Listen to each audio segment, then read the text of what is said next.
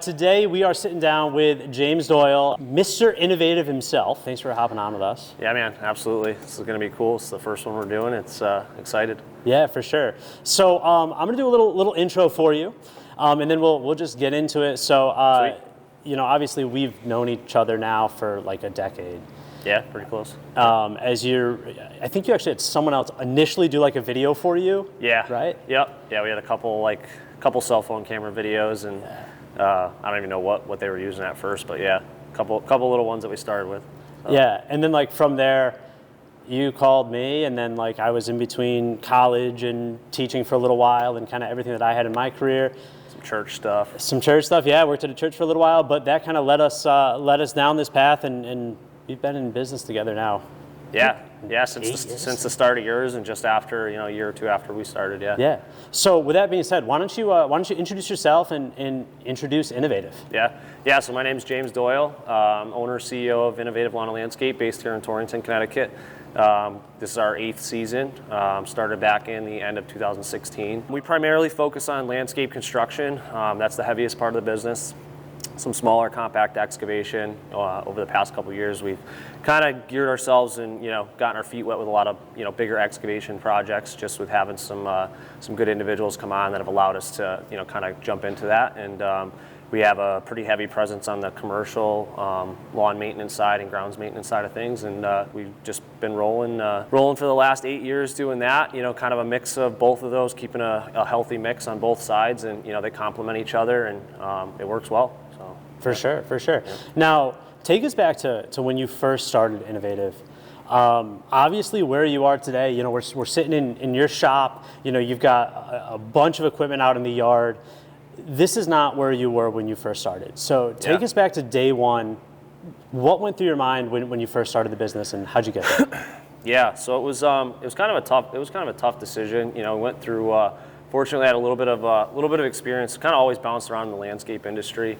Right through middle school, high school, and kind of always just had a passion for working outside. I learned that from growing up at my grandfather's kind of small little farm in Litchfield, just doing various outside tasks and push mowing for $20 on the weekends. That's kind of where the love and the passion for it started. And I had no interest in ever doing anything like this. It was just I had experience from there. So when I went to go get my first job, various different landscape companies in the area, through high school.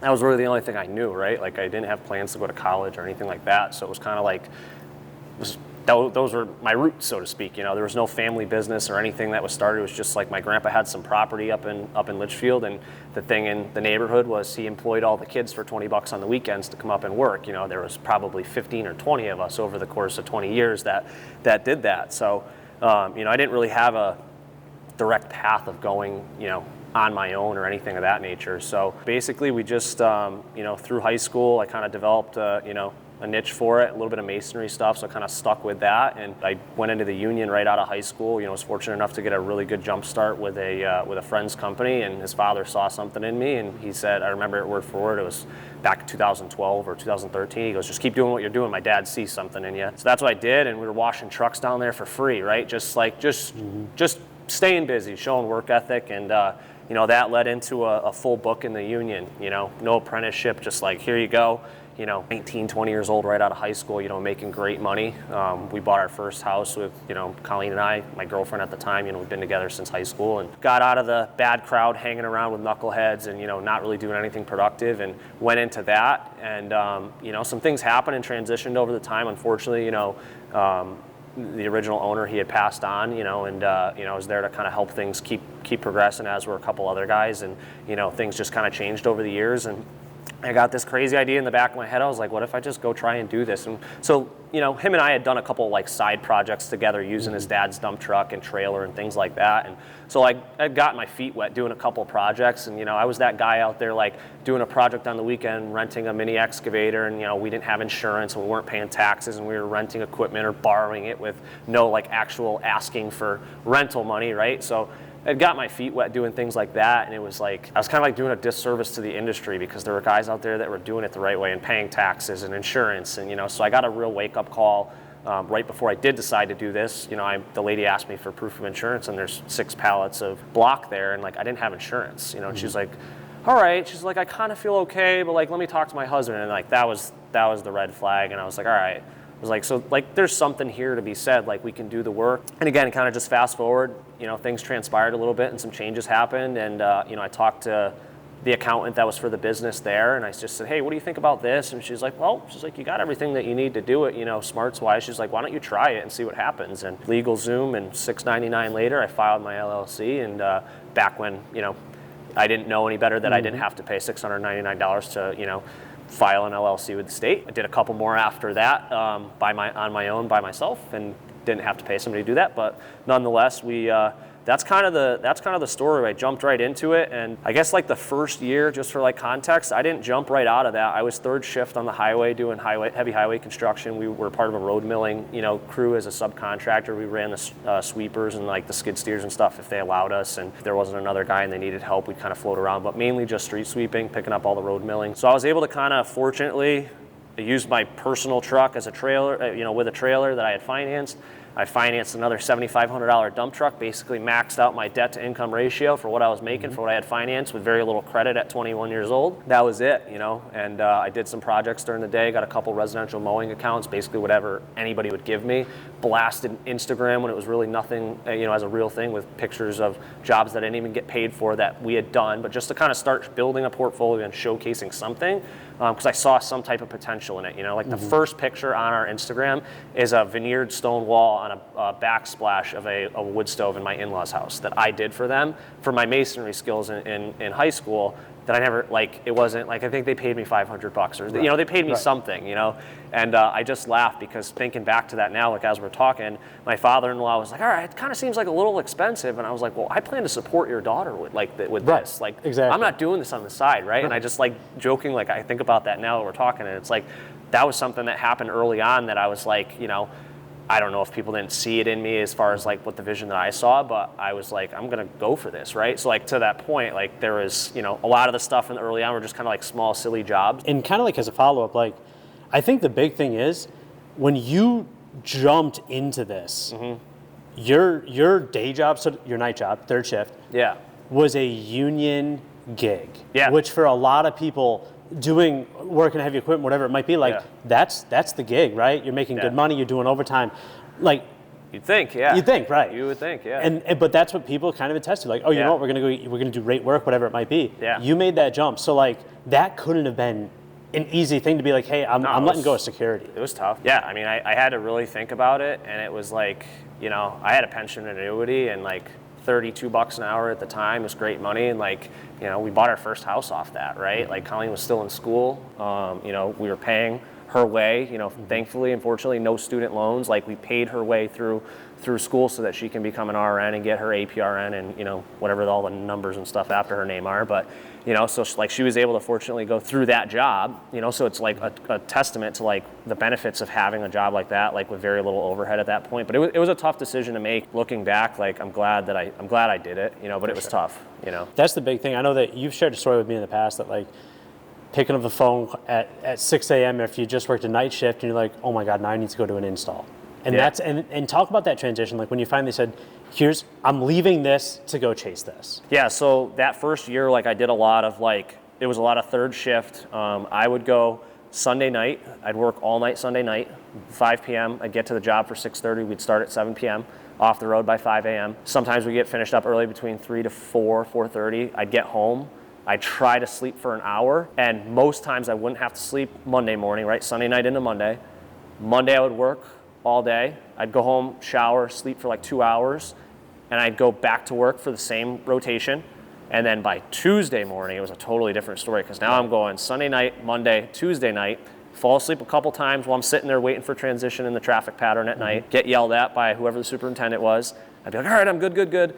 And then I'd get back, I'd try to do the same thing over, and I'd be sleeping until 7 o'clock, and my guy who's still with me today, who was my first hire, he's my very, very loyal guy, he would be beeping the horn and sitting in the driveway. He'd know that I was sleeping. He'd have a coffee, he'd wait. He was very fortunate in a position to like, this was like a part-time gig for him. He had already had a career, and like he was like, I'll jump on and help you for a little bit to get you going. And he's here, 8 years later still. That's what I would do like when I was still there. And then like when we finally cut the ties and I just said, all right, like I'm going full time into this, that was where like things really started rolling. And I was like, okay, like this is going to be tough, like to go from no paycheck. And so to your point, I actually didn't even fully jump ship of having no paycheck. Mm-hmm.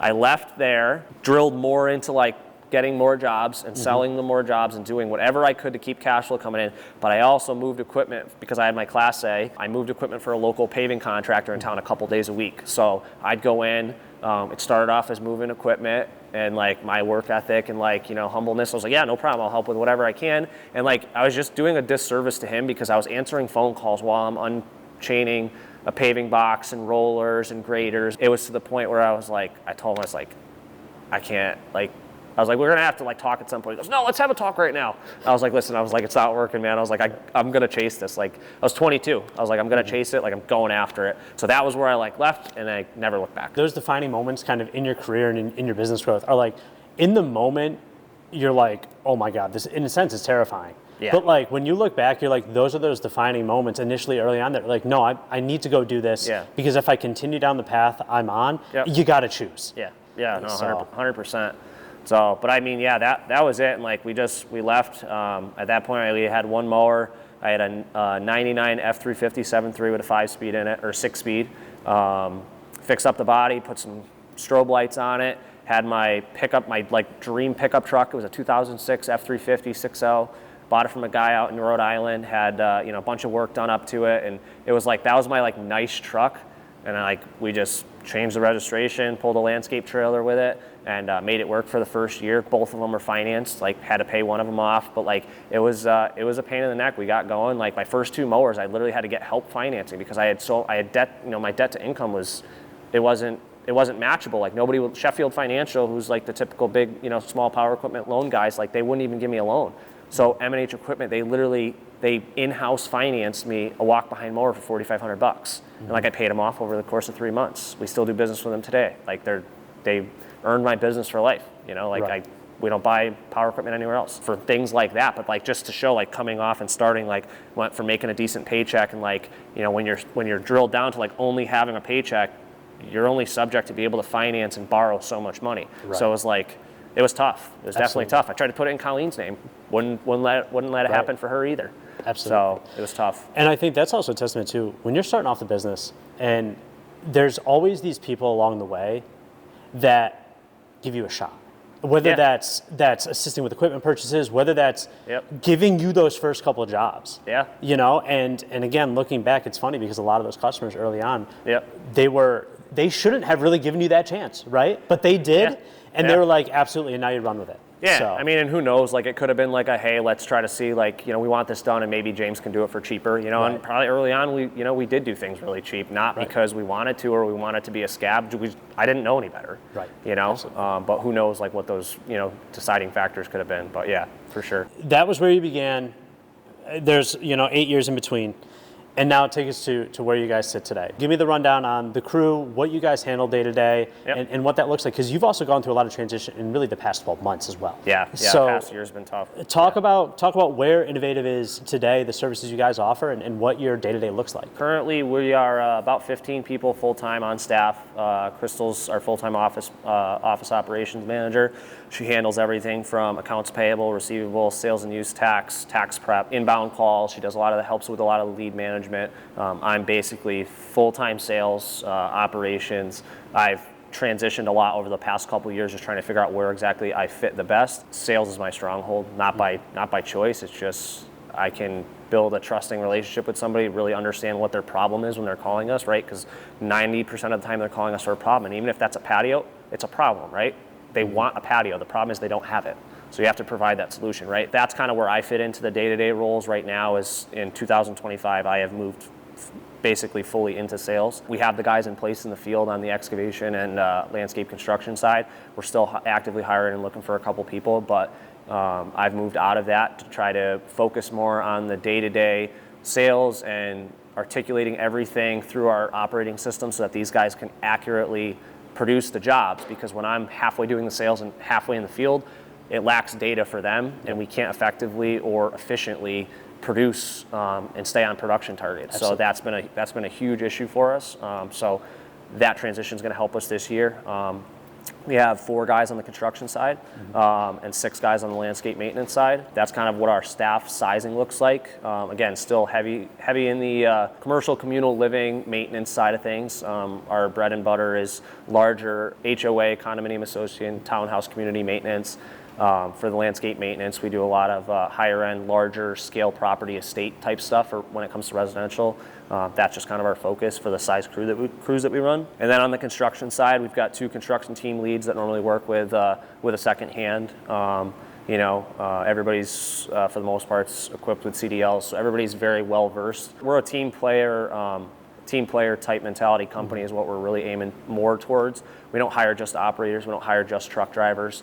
Maybe that hurts our growth, but I like people to be well versed so that way if one day somebody can't run an excavator, somebody else can fill in for them, or if one day we need to run the triaxle or our hook trucks, everybody's kind of well versed and able to take charge of those things. So that's kind of where we're at as far as that stuff goes. Yeah, and I think it's cool too, because from the outside, a lot of people think that staffing-wise, I mean, I'll be honest with you, the number of phone calls I get that like, James is running like 50 guys, and I'm like, no, he's not, actually. Yeah. And how does he look so good? And it's you guys are a small operation that do a lot of really unique things. Unique, yeah. And I think it's cool too, like 8 years in now, you're at that fork in the road again too in your business, where now it's not, do I leave my full-time job to take this on? It's, do I leave the field to go fully into sales and take that change? What we've heard in a lot of different coaching and curriculum activities and groups and things like that I'm a part of, there's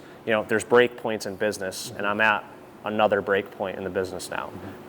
And it's, I've hit some of these break points pretty quickly, and we've been stagnant, ready to hit the next break point for the last like 18 to 24 months. And it's been hard. It's one of the hardest, most pivotal points in business from everybody that I talk to, from 7 and 8 figure business owners that I associate with, that I cling to for advice and information, all the way down to guys that have gone up to high 6 and 7 figure businesses and gone back down because they've wanted to scale. It's just not where they want to go. It's definitely tough, but yeah, we're definitely at another break point now. In my day-to-day, we have conversations with 70 plus business owners throughout the year. Yep. And it's funny because we've got guys that are smaller than you, guys that are bigger than you, and you truly are right at that point where they're like, you don't have enough guys to do what you need to do. You got to make the transition, and it's a really unique place to be. And it's cool that you're kind of taking that challenge head on, as I hate to say it would be expected by you. We've known each other a long time. I wouldn't expect it any other way. So with that being said, you talked a little bit about it, but you're a family man too. Yeah. And you touched a little bit about the relationship that you have with your wife, but you've also have a family that's growing. Yeah. You've got twins. Yeah. So that's awesome. That's some additions, Yeah, some additions. So talk a little bit about that, and also how you juggle that with the business. It definitely has its challenges, and one thing, I know we have some questions too, and I may jump in a little bit to some of the answers of those questions from some high school students that came through, but like one of the main things that and it's a piece of advice that I've always been given, you have to have somebody in your corner. I wouldn't be able to do this business if I didn't have Colleen in my corner. You have to have somebody that aligns with your values and aligns and sees your vision. And as hard as it is some days, it's sometimes there's tough conversations that have to happen, and there's things that have to get sacrificed, and I mean, she has sacrificed. I will return it tenfold one day. It's just right now, to create generational wealth and to break bloodlines, that's what I call it. It's I'm trying to make a change here, in my family, for my children and, things to come. So, and again, whether that's they want to go to college and take after the footsteps of their mother and, pursue the medical field or finance or business or something of that nature, or if they want to work within the business or go to college to get a degree to help and work within the business, things that I wasn't able to do or didn't choose to do, right? So that's, it's tough. So to spin off of that is, make sure that you have somebody that aligns with the values when you're building a business, because that can be detrimental to the success and the growth of a business if you're going to have somebody that's fighting you. You know, Absolutely. We have 3 children. Colleen and I have been together for 16 years. High school sweethearts. Very, very proud of that. It's not something that's really seen in this generation anymore. You know, we like to joke around and we say that we're both from a different generation, just with the normal day-to-day things that you see in this generation. It's kind of tough to believe. I always tell people, clients, they ask me, like, yeah, we've been together 16 years, and they're like, how old are you? You know, because apparently I look young, but I don't think I look that young. And, you know, so we've been together 16 years. She's got her career in the medical field. We have our 2.5-year-old Riley, and we have 2 twins that we brought into the world back in October of 24. They're about 5 months old now, Rhett and Rowan. And yeah, we're just kind of building our little farm and homestead and our forever home that we have, and you know, our second home that we moved into 3 years ago now, or 4 years ago now. So that's kind of the family life. We just do our thing. We like to, you know, do, you know, a family vacation a year, and then we try to, before children, Colleen and I, you know, after we got married, we just kind of went on a little traveling spree and just, you know, did the quick sandals trips, you know, once a year, and, you know, all inclusive, just something that was like, you know, it sounded like a lot, but it really wasn't when you think about it. You know, an Airbnb nowadays over in Cape Cod or Rhode Island costs more money than going to the Caribbean for 4 days, you know. So that was kind of our thing beforehand. So we're trying to bring that back. You know, after children, things kind of change a little bit, and, you know, everybody gets super, super busy. She's doing her things, and I'm trying to keep things going over here. So we're trying to bring that back this year. So we're going away again this year, and just kind of really focusing on family as well, and focusing on myself. She's focusing on her, and, you know, that at-home stuff has to complement the business stuff as well. Otherwise, this stuff will, you know, take a hold too. So Absolutely, and I think we see it a lot. They always say your spouse, if you choose the wrong spouse, it's detrimental. But if you choose the right spouse, the sky's the limit. Yeah, it's imperative to success for sure. So with that being said, let's go ahead. We got some questions. These came from some high school students, from a business class from another friend of mine.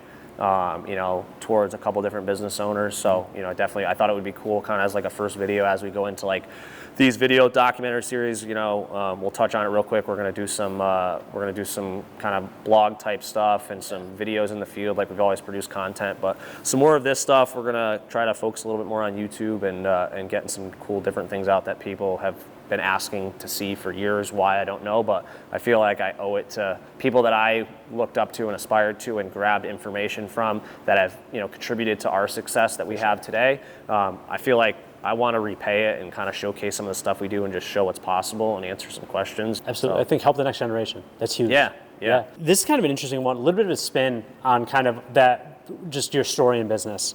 But ultimately, what made you want to go leave working for somebody else and go into business for yourself? And you did it at a really young age. So why did you want to go do that?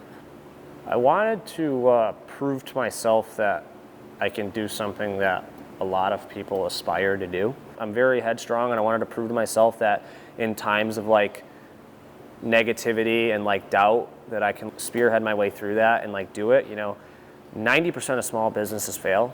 10% of small businesses make gross over $1 million a year. I just wanted to prove to myself that I could do it, and you know, have the ability to do it, and show my kids one day and my family that like, hey, like your dad can do hard things, so can you. Just be a model for, you know, the next generation, and like kids that I know a lot of people in this business and in other businesses that have it way harder than me. I didn't have the easiest upbringing. We moved around a lot. My parents, God bless them, like they did what they could to keep a roof over our heads, and they did a great job. But like, I didn't go to the 8th grade Washington, D.C. school field trip, right? Like I didn't go to, I went to 8 different schools in 12 years, right? From West Coast to East Coast, right? Things didn't work out. The housing market in 2008, and my parents did what they could. We bounced around a lot, right? Like I was never living on the streets, but I didn't live in the same home for the last 25 years, like with a walk in the park, like, hey, here, go start a business, right?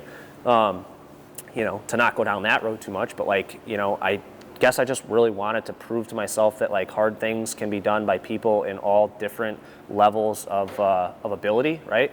And to what I was saying before, like I know people that have had way worse starts that have done way more, right? Like stories of people like fleeing from other countries that are now selling their businesses for multi-billion dollars, right? Like you're not the only one with a sad story, right? So like, you know, that's kind of the root of it, I guess, you know? And I guess my worst situation would be I'd go back to making just shy of 6 figures a year. That would be my worst situation, right? at 20 years old, 22 years old, that's what I was doing. If it failed, we didn't have children, we just had our mortgage, like what's the worst case? I go back to the union and I make 75 to 100,000 a year and grab my pension and annuity back. I left in good standing, took a leave of absence, and I pay $20 a year. Exactly. So. And I think, when you go into business for yourself too, there's this sense of you're taking the ownership of your future financially and putting it in yourself. Yeah. And I think that that's a big transition. You know what? You got to go out. You only can eat what you kill. And you got to go out each and every single day. Yeah. And you better bring home the meat to the family, right? Yeah, no, 100%. And I use the term, it's like you're carrying a buffalo on your back, and that changes when you have kids and, things like that. And as like our home life has transitioned and, it's like now I'm carrying like 5 buffalo on my back, Exactly. But you have to learn to balance it too. So I think that's a great answer to that question. Yeah. What has been one of the most challenging aspects of being in business? Financing and leveraging money to grow and expand has been a huge one. May not seem like it from the outside, but it's been hard. I mean, I've been leveraged so hard that like if we didn't sell 2 jobs in a week, like we wouldn't be able to make payroll, loan payments, things of that nature. Like I wanted to expand. I know I have plenty of friends that are debt-free in business. I have plenty of friends that have a lot more debt than we do. I like to say we have proportional debt to the size company that we are. Our P&Ls look great.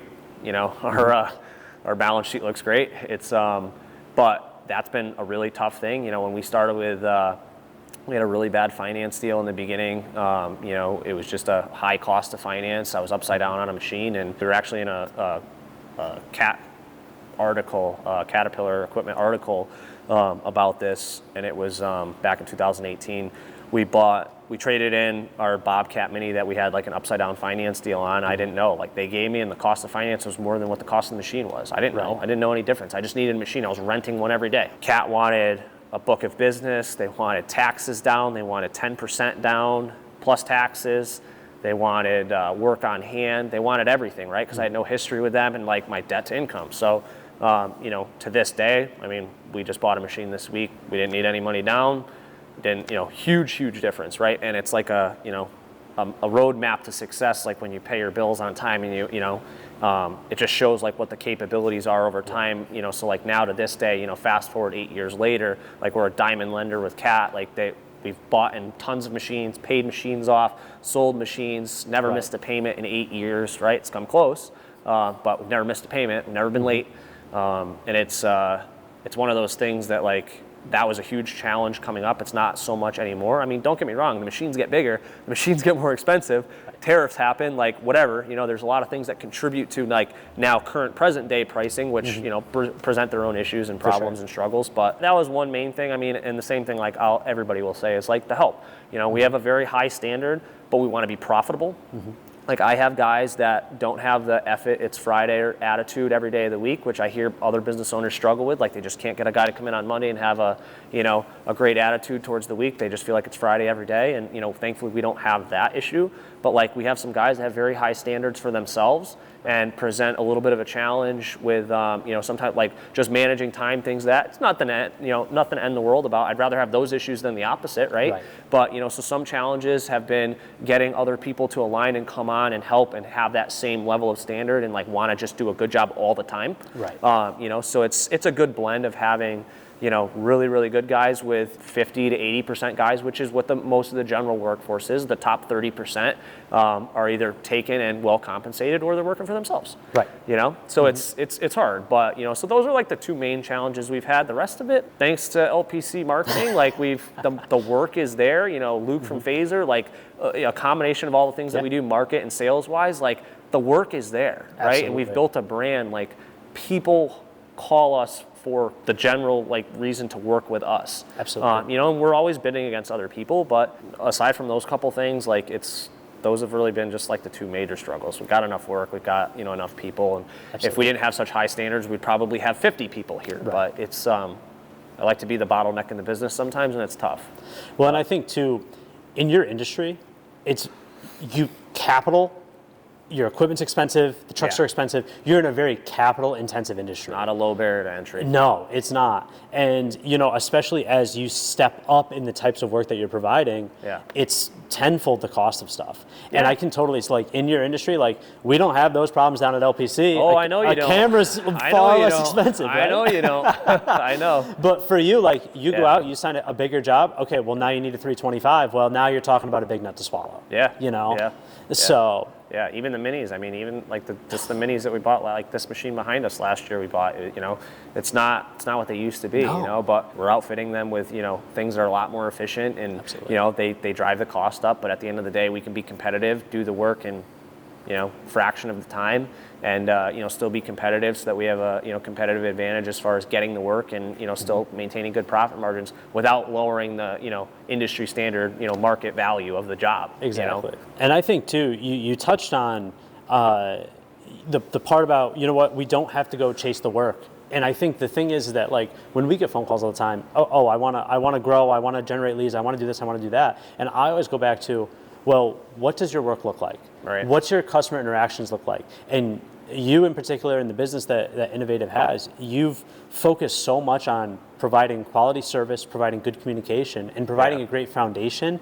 That's where it's easy to build that brand off of. Yeah, 100%. So the work comes in. From the beginning though. Right, exactly. It's hard when you try to start doing it afterwards, and like I forget where I heard this, but like I've heard it a bunch of times, like guys that have succeeded really well, like that started from one truck, like they always presented themselves as a bigger company, right? Like I think I heard like Corey Ballard, like he's really big in just like the mowing and commercial property maintenance. They said like they do the paint jobs, get everything like really presentable on their mow trucks, and like we did the same thing. Like we painted up all the trailers, we had everything all stickered and branded. I couldn't afford to do it. Right. I couldn't. Exactly. I bartered with our sign company, right. Did their sign installs to get them to like, we have stickers all over everything. We do a lot of barter work with them. We get their sign installs done for them on time, in budget, and it looks good. And in turn, all of our stuff, like they've helped us succeed, exponentially just because of how our brand flows through our Instagram channel, flows through the business cards to the website to the videos, the way we were talking before starting this. It's like we have a standard of the way everything comes out, and it all flows like nice and tight together. Absolutely. Just to like a pamphlet that we'll print out. It looks just like you could nail it on the side of our truck, and like you wouldn't even know the difference. Like It's just well put together, like through and through, machines to the trucks to everything. And I think that's something that you can't put a price tag on. You either get it or you don't. Yeah. And I think that's, from my perspective, I always get the phone call, hey, well, I want to look like James. And I'm like, you've got 6 different colored trucks. One's got 2 different door panels on it. Yeah. You got 4 different logos. You got to start from step 1 of the foundation. Streamline it, exactly. Yep. This is a big topic. And we kind of have different pathways of getting into our careers. But would you recommend going into the trades versus going to college? Trades versus college. I think nowadays, like, I don't think this millennial and Gen Z and whatever other generations there are, like, really understand what's going to happen. Mm-hmm. Like, the baby boomers, it's not much longer before there's not a lot of very skilled tradesmen, plumbers, like, that just show up and do the job. Right. Right? Like, don't get me wrong. I have a lot of friends that are plumbers, electricians, that are really good, that are, 35 and under years of age. And, but that age group, it's like everybody's just on their phone. An 8-hour workday is 6 hours of work produced between a lunch break and phone break. So it's like the baby boomers, they just go in and they work a straight 8-hour day or 10-hour day, whatever their shift is and whatever their, day requires, and they get the job done, right? Like, you notice a huge difference in production, between the generations. And it's, in my opinion, like this middle piece of where we're at, it's tough. And I think that there's going to be, for me, like I talk with a lot of my other close business owner friends, I just think over the next 10 years, this business is going to explode. Yeah. Because the guys that have been in the property maintenance business that either aren't handing it down or selling it out are just going to close and liquidate. The smaller landscape construction guys that, were my father's age that started, and like their sons that are my age didn't really have any interest in taking it over, or they are taking it over, but maybe they're not, maybe they're going to scale down. I think there's going to be so much work because my generation, like the millennials, like they still kind of we still have a head on our shoulders, depending on what your vision is and your focus. But like they've bought houses now, right? They're starting families or have families. They're wanting to invest into their properties because they're starting to see the value of it, and like they want to entertain friends at their house. Like they're spending money with us now, like as a company. I just think that once a lot of those older generation companies go out, there's going to be such a heavy availability for presence, and the guys that try to go out and start right now or in the next 10 years, they're going to be too late. Absolutely. They're going to be too late. And another thing to touch on that, like my advice is like you're marketing to millennial and Gen Zs. They don't look in the newspaper. Right. They don't. They see your truck. The first thing that they do is they go on Instagram and they search your company name. Right. And then they go to your website. But probably before that, they go to TikTok. Right. And they see like what you're about. Exactly. And they don't check your references. Right? My mom and my aunt, your parents, they go on Google and they check your references. Yep. You know what we've done? With the help of you and Luke, we've streamlined our references and our feedback and reviews to our Facebook, to our website, to our other social platforms, because that's where all of my customer base is checking up on us, right? Like you're changing with the times. And this is like going back to the beginning of our conversation with like the video type stuff, like starting out early on. We were one of the first ones to do videos. We got made fun of for it. Right. Like you have to change with the times. And if you can't see right now that that's how your business is going to thrive, there's no newspapers anymore. Like that's it's over. It's gone. There still are, but people don't advertise them. There's no lands. That's why I grew up looking in the Foothills Trader at all the landscape cutouts that were in there. You know what I mean? I remember all the companies. Right. Exactly. A lot of them aren't around anymore. Yeah. Because they didn't change with the times.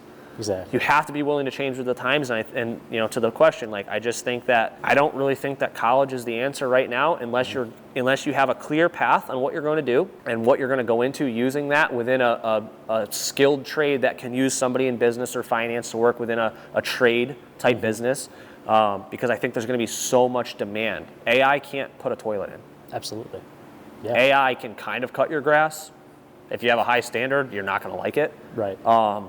I don't know. That's kind of my opinion. Yeah, and I think the way that you put it too, like the service industry, kind of in general, is going to explode. It's continuing to explode, and the biggest, I think, wealth generating companies in terms of ones that we're going to have access to are going to be those businesses. Yeah, it's that's. And again, there's nothing wrong with college. I have plenty of friends that are very successful that we do work for them at their homes. They have very good jobs, but like most of the people going to college now have no idea what they want to do. Those jobs that they're going to college for don't exist. Right. And they have student loan, and they're going to have student loan debt that they have no intention of paying back or ability to pay back, because they don't have a job that they're going to make enough money. That they're going to make enough money to. They're going to drown in it. Right. In my opinion. Exactly. And there's a lot of people that haven't done that. So I'm not one side of the fence versus the other, but it's statistical data that anybody can search on the open internet and see. It's factual data. Right, and it's changed and gotten worse over the years. Absolutely. So, like, my opinion, I've grown up around the blue collar work and trade work. I think there's immense opportunity for people that want to work hard. You can go out and you can make $100,000 a year real quick in a skilled trade if you go and you get 3 years as an apprentice working underneath an electrician or a plumber or something of that nature. We have guys here that make really great money. Absolutely. And I think you're right. It's that there's a fine line between going to college just because you want to go to college. Yeah. And I think that's where you get saddled with debt. You're 35 years old, you turn around and you say, okay, I've made payments for the past 10 years and I've made no dent into that. And then... Couldn't imagine. Yeah. Couldn't imagine. People I'd rather make a payment on a machine. Exactly. Right. But. So, yeah, and I think that's the big thing. Do it as long as you have a plan. Don't waste your money. Yeah. 100%. So, another one. What has been one of the most rewarding things about being in business for yourself? Rewarding. I mean, there's been a lot. It's small pivotal things that we've done, like just being able to like donate time and money and give back to the community, right? Like I was born and raised in Torrington, moved around a lot, but just ended up back in Torrington. This is where the business is settled, and we live just outside of Torrington up in Winchester Center, and it's just giving back and doing local things in the community has been really good. Not because we need to. I do more things behind the scenes that people have no idea. My wife doesn't even know about. because I feel like I have the ability to do it, so why not do it? With no expectation of anything in return. It just, I have the ability to do it, and that's what I see other people do with their free time, and I just believe in good karma. And I believe in bad karma too, but I think that some of, doing some of those things and just being able to give my time back has been very rewarding for our family life. I mean, I never thought in a million years, my wife would come to me and ask me what my opinion would be on staying home. My sister, thankfully has taken care of our 2.5-year-old. Very fortunate to not have to do the daycare thing. My mother-in-law, my mom, they all have flexible schedules and kind of share time with Riley, but then we brought Rowan and Rhett in, the twins, and, Colleen went back to work, but it was very tough. Like, I'm leaving a job at 1:30 in the afternoon. I had sales meetings, this was when I was still in the field, like at the end of the year into the winter time, and I'm leaving a job to try to get back for 3:30 so that my mother-in-law can go to her second job, or so that my mom doesn't have to be there for 12 hours, or my sister can enjoy a little bit of her day because her, kids are, doing after-school activities, they're in middle school and high school, making the decision that, she's going to stay home, and that was, for me, like, it was very rewarding to say that, we have a business that can support that, between health insurance and everything else for the family to be able to, have a normal day-to-day family life and not feel strapped. Don't get me wrong, there's tough months, there's tough weeks. It's just that's the, evolution of a growing business and cash flow constraints and things of that nature. But to be able to say, hey, I want you to stay home, I want you to raise our kids, I don't want people to feel like they have to be here all the time to like babysit, so that we can go to work and things like that. Like I envy a lot of, parents that do that, because it's hard. It's hard. One kid is hard enough, never mind 3 or 2. So that's been a very rewarding thing that's transitioned over the last, this was just 7-8 weeks ago, so that's been very, very rewarding. I never would have thought that we could ever get to a point like that. So I'm very humbled to say I'm happy and thankful for that. And I don't take it for granted. This could all be gone tomorrow. Right. Literally could be gone tomorrow. Yeah. I don't take it for granted. But it's hard. There's a lot of sleepless nights, a lot of struggled days. Crystal sees it. My wife sees it. The guys see it. But we're a team and everybody works together. My guess is too, when you first started this business, what your best days in business today are different than what you thought were going to be your best days in business back then. The wins are immeasurable. And the lows my lows would put a lot of people, and again, nothing on the scale of some other people that I know, and far higher up the scale than others I know, right? I'm just at a different point on path than the next guy, and the guy behind me and the guy in front of me, but like some of my low days are like, they would shatter and break people. And then I hear stories of other people that like their low days, and I'm like, man, like how are you going through that? And it's just like, they've been in my spot, and one day maybe I'll be in their spot, and we've been in the guy's spot that's behind us on this section of the path. It's not to say you're better or you're just at a different point in the path. I'd love to use that terminology, and just my struggles and my good days and my wins like today I never could have imagined some of the wins that we have. Like it's just so rewarding. But there's the low days too. You have to have the highs and the lows. And we always say, Kate and I sit down at the end of each day, and a little bit different situation, we work together. That 5% that you're chasing, that's ultra high, that you get it's so good that it makes all of the tough times worth. It's a dopamine hit you can't explain. You can't. What has been one of your biggest struggles in business? And maybe take it from, I know we talked a little bit about financials. But maybe talk about some of the personal struggles that you faced in the business.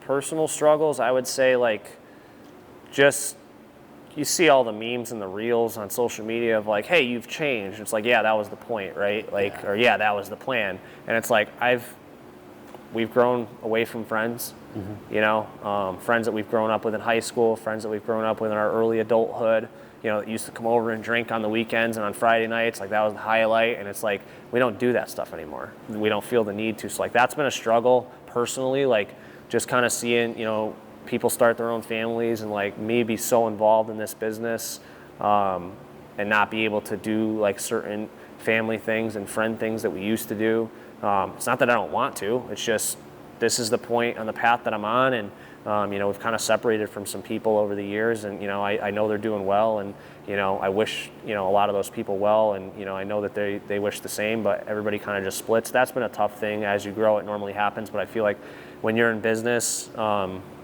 and you start to get to, you start climbing the pyramid and you get to a different stage, it's like, all right, you get up here and like you almost get looked down on, like, oh, you must think he's better than everybody else, or they must think that they don't need to come and call, and it's not that. It's just like the tasks that I have to do in a day to keep this business running and to like make sure I like get 1 or 2 phone calls to my wife a day.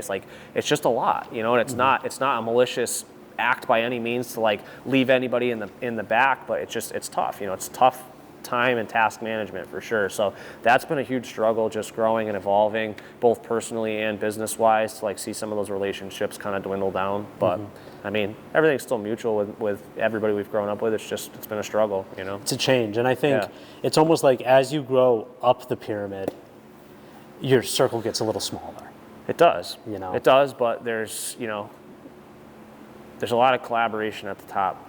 Absolutely. There's a lot of friendships and a lot of relationships that have been formed, like as we grow, that I could have never imagined. I could call somebody and say, hey, I need your advice on this, and I value those. I sent a voice note to one of my groups that I'm a part of, just a bunch of local business owners, and I was like, Monday morning in the office, and I'm like, I'm going through this, and this, and I'm like, I don't even know what to do right now, and I got like 3 guys, they're like, hey, I'm calling you right now, and like just a completely different outlook, and like, just helped with like, all right, I didn't even think of that, like, all right, I'm going to do that right now, so it's like, to your point, like once you get at the top, there's just a different level of care because they understand and they've been there, or they kind of know a different approach to handle that. And it's like certain friends that are just friends that haven't gone through that, they don't know how to relate to you. Right. They don't know how to give you advice. They don't know how to be there for you. And there's nothing wrong with that. It's just they have a different vision and a different path, so they can't relate to you. And that's been a tough part too. Absolutely. You almost feel like when I feel like I'm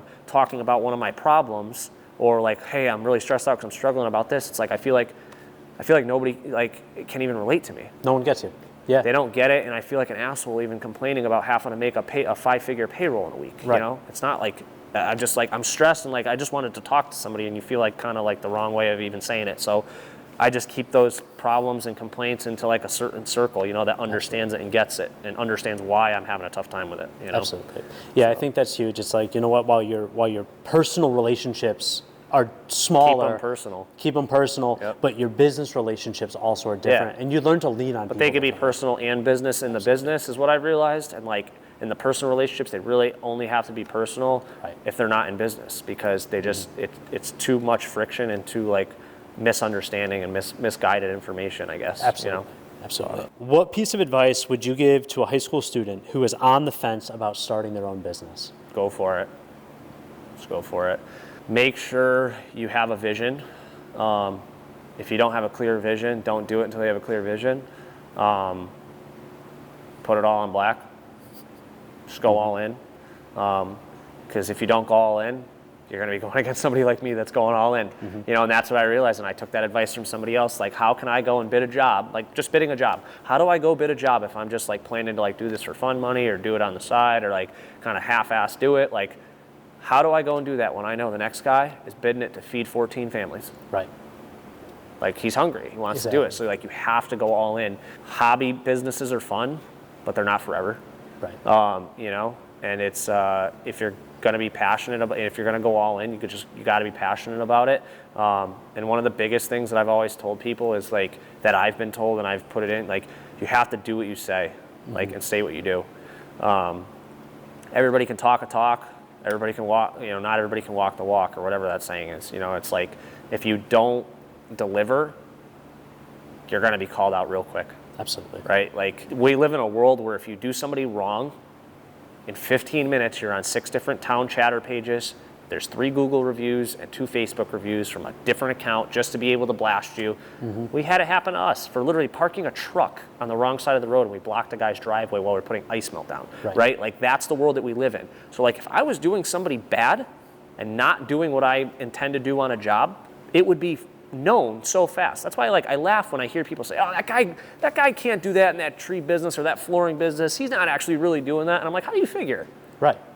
Like, well, it's not possible. And I'm like, if he wasn't doing that and he was not a good contractor, he would be outed in 2 minutes. Like, he wouldn't survive. Mm-hmm. To maintain and carry something like this size business or the next, like, you have to be passionate, you have to deliver. Otherwise, you're going to be shown of what your true colors are and what you actually are so quickly that you won't make it in business. Absolutely. That's from a technology standpoint. It's just the way things are with social media platforms. And that was a piece of advice that somebody else gave me, and like they touched upon it. That's been like stuck in my brain for so long. Like, if you don't do what you promise somebody, you're going to be outed real quick. Absolutely. Don't overpromise and underdeliver. Yep. Underpromise and overdeliver. Yeah. But don't do it too much, because then it becomes an expectation. Absolutely. It's one of my quotes I've always said.